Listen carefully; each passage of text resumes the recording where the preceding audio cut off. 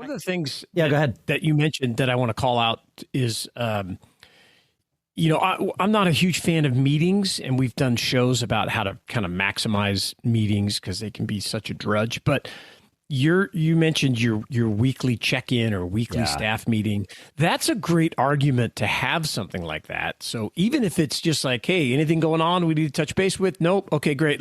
Let's go to work. But that regular check-in, I know some people that do it Mondays, to all hands to say, hey, talk about what's going on, and other days. But that is a good argument that, hey, we're just going to talk about this at our next regular meeting. It's I like it a lot.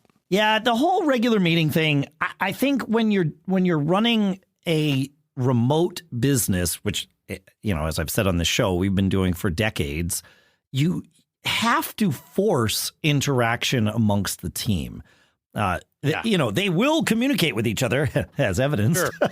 But only if you sort of foster that communication. And we found that out, I don't want to say the hard way, but we stumbled into it. Like, okay, wait a minute, we've got to talk. And there is no water cooler, right? People aren't going to accidentally run into each other and talk. You're not going to accidentally run into the team and speak. So you've got to be a little more intentional about it. Like you, Shannon, I'm not a huge fan of meetings. At Mac Observer, we actually did a daily meeting. It was a quick one. We limited it to 15 minutes, and usually it went 8 to 10.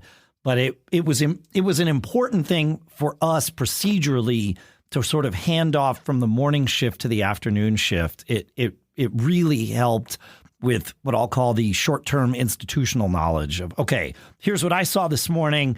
Here's what you're going to see, preparing people, saving time. It did wind up saving time.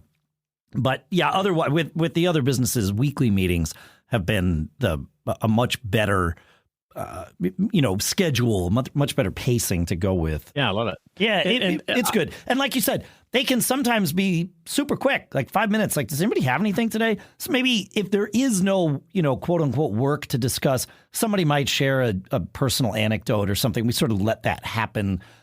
Again, because we're humans and we're interacting with each other a lot, it's okay to let life sort of spill in, because again, these things are not going to happen, at the water cooler. So you kind of have to carve out time for the humanity, the human portion of your team to blossom. Otherwise, people don't know who each other is, and that can be a problem. And obviously, you can go too far in that direction. You got to be careful with that too. But some of it is, I think, really helpful. And I'll pat myself on the back and brag a little bit and say that most people that work for me have been with me for, over a decade. So something about that works. It's saying something. Yeah. It says something. It may have nothing to do with the pacing of our meetings, mind you.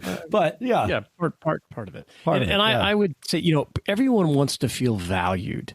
So when you have these type of conversations, I think people feel like, they're taking time out to have this discussion with us because they value the way we feel and they don't want us to worry, or they want to alert us like, hey, we're just not sure what's going on, but and that fear of the unknown is often the biggest factor. Yeah.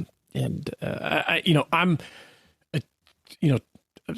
overly optimistic about everything in my life, and for the most part, it's really served me well.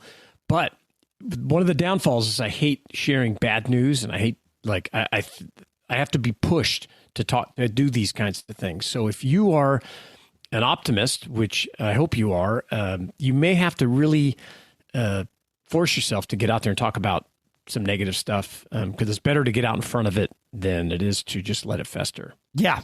Yeah, because it is already festering. That's the important thing to note, is it's already festering. Yes. So, yep. Yeah. Talk about it. Cool. So now I hope that answers your question. If you need any follow-up, feedback at businessbrain.show is where you can get some more info. We'll respond to when we responded to you. But if you have any other questions, please reach out.